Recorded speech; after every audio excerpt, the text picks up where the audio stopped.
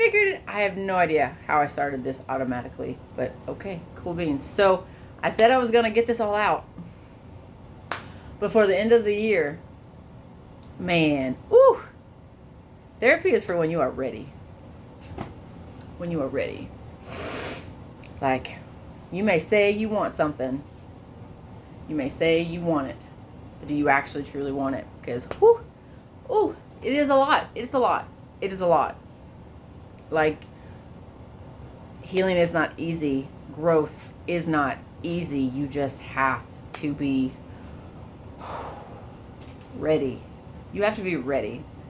Because this is how understanding I am, how much of abuse I was actually raised in and taught to just take.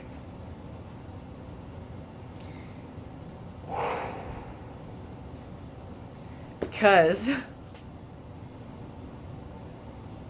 when I was talked to about my first sexual encounter, which they labeled it as molestation. And for the longest time, I did not know and understand the difference between being sexually assaulted and molestation. I was like, I thought it was the same thing. No, if you don't use the attachment of the body in the groin area, if it's just like other things, it's molestation. Okay, cool. This is how understanding and how programmed I was, because I have the paperwork. And even as a young child, I said that I didn't want to necessarily be away from him. I just wanted him to keep his fingers to himself. Like, that is who I am. I was okay and willingly okay with still being around my abuser, as long as they stopped what they were doing to me. And I have such mixed feelings about that, because I was taught that abuse was love, and that if someone was mean to you, they liked you. That's what I was told. Which is why, as a kindergartner, the girl I had a crush on, I hurt her. There was that morning recess before school starts, and I tripped her, and she got really hurt. Like, she was bleeding and had to go home because I hurt her. Because I was told, hey, if a boy is mean to you, he likes you.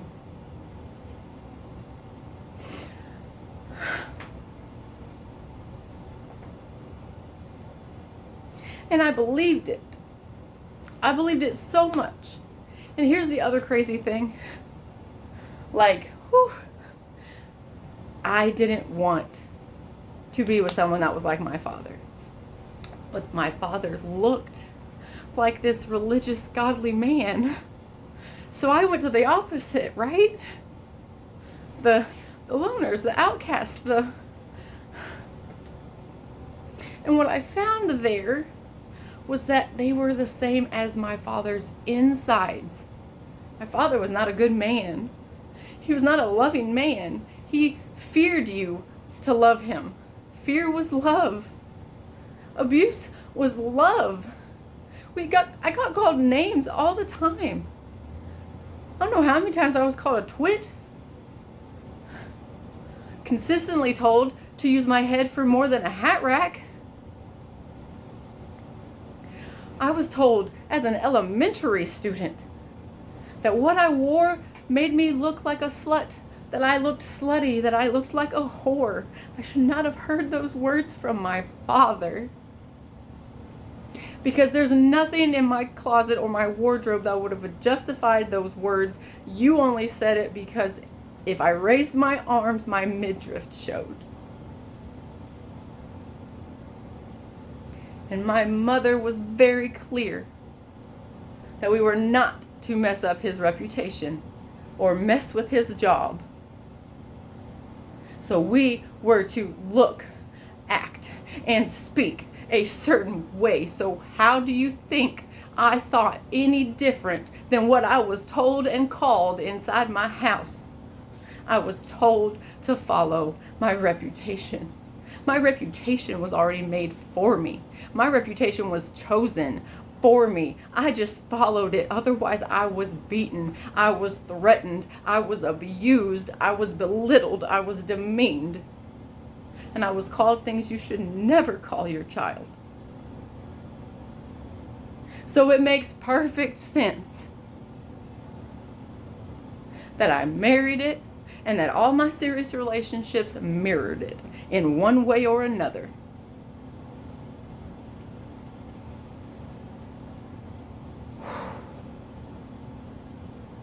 Because my mother her father did not die that day because she had an active fucking relationship with him. No, it may not have been every single day, but she talked about him like he was the best person in the world in front of me. She would have conversations with him on the phone in front of me. She would go and visit him, and I would know about it. There was one time she brought back Christmas gifts from him. And I was forced to wear that. And at a certain point I did stop because I couldn't wear it anymore. So you can say that you believed me, but you did not show me that you believed me, mother.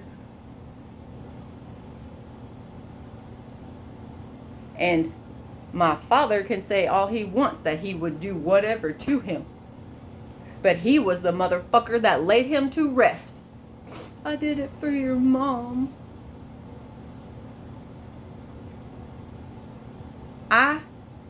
My entire life, have just wanted my family to choose me. At some point, choose me. Get to know me. Learn how my brain works. Hold space for my feelings. Because I understand every aspect of every happening. I have seen it from your side.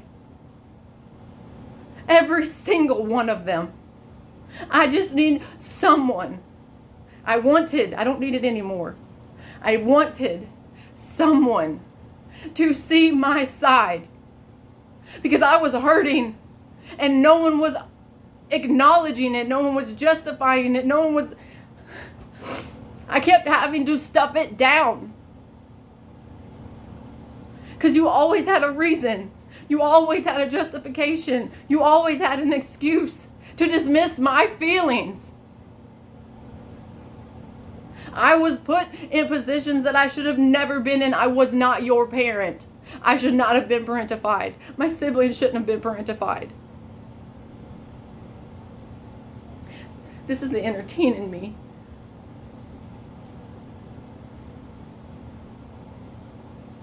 Because we're releasing and they haven't gotten their turn. And it's their turn.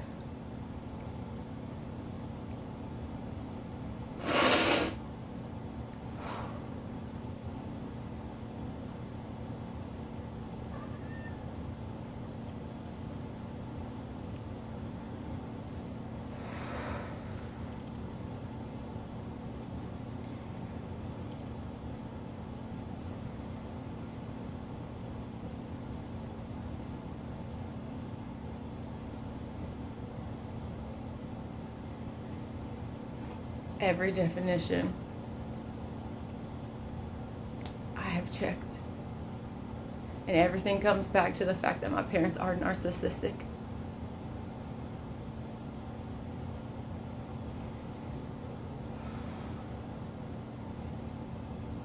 And once I realized that I was doing the same thing, I began to stop.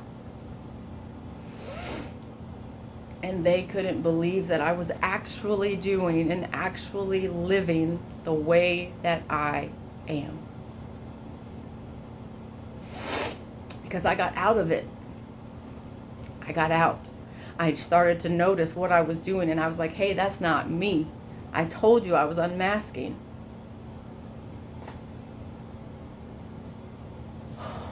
And y'all didn't like it. So it makes sense that I was told all the time, you need to get help. You need to seek help. You need therapy. You need this. I had that. I was doing that. You didn't like it because what I was healing, y'all couldn't and wouldn't.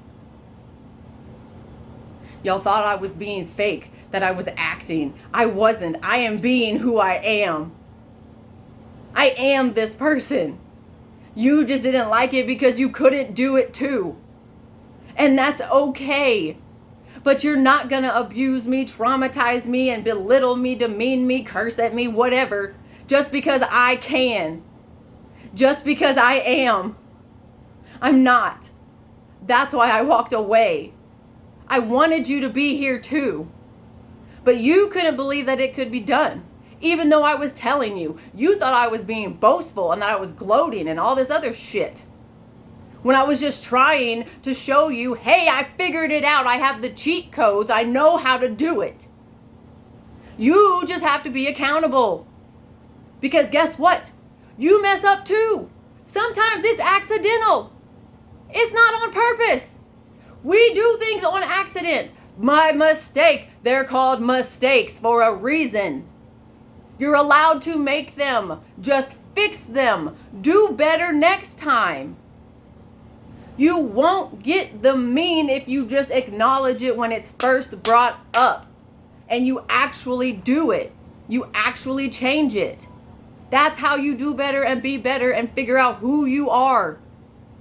Stop being what everybody else told you to be. Stop worrying about what other people think of you. Be who you are. Because you're goofy. You're silly. You're funny. You're smart. When you are who you are, you're a joy to be around. So do that.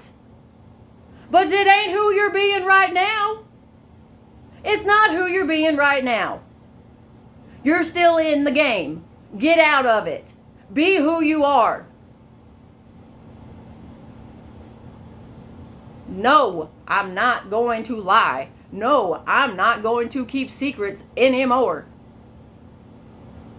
That part of it doesn't even matter anymore. Now I'm just using it as educational purposes for other people so they can get there faster, quicker, with more joy.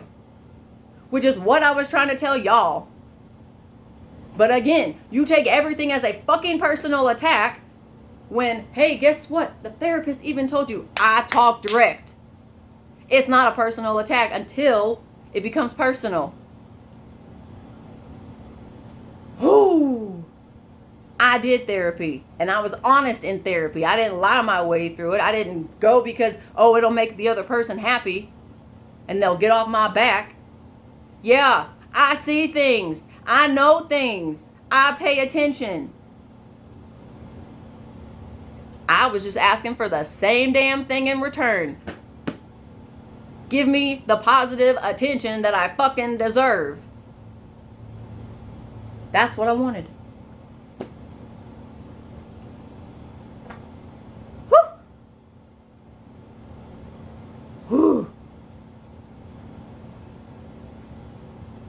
You have to allow yourself to get to a safe enough environment, safe enough space to get this out of your body. You really, really have to. It hurts at the beginning. Like when you go through it, it hurts. You know, you gotta kind of gotta move around. Whatever it is you need to do.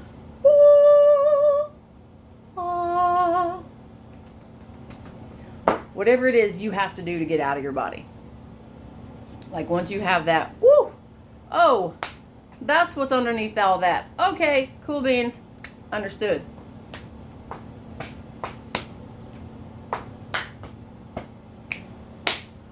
Whew. But once you get through all of that, because you have to go through it, you can't ignore it. You cannot ignore it. Do not keep this stored in your body. Because your body remembers. Your body remembers everything. So if you are heavy, if you are sluggish, if you're Let it out. Let it out. Let it out. You deserve to be better. You deserve to be lighter. You deserve to be less sick. I said less sick. You will not be all the way cured. There will be some things about your body that are just, they're there. They will lessen, but they'll still be there. They'll still be there. And once you get to the other side, once you go through it, you feel so much better. You feel so much better. You have more clarity. You can actually process and regulate your emotions to figure out, okay, what is this? Oh, this connects to that. This is because of this. Okay, cool beans. Cool beans. Whew. You can do it, though. You can do it. You can do it. It's hard. It's tough. But you can do it. But you can do it. I believe in you. I'm so proud of where you are now. Like, you've gotten here. If you are seeing my video, you have done some work. And I'm proud of you. So be proud of yourself. Because you made it here. This is a hard place to get to. So, you've got this. Keep doing what you're doing. Give yourself more grace and forgiveness. And remember to love yourself. I love you. Have a good day.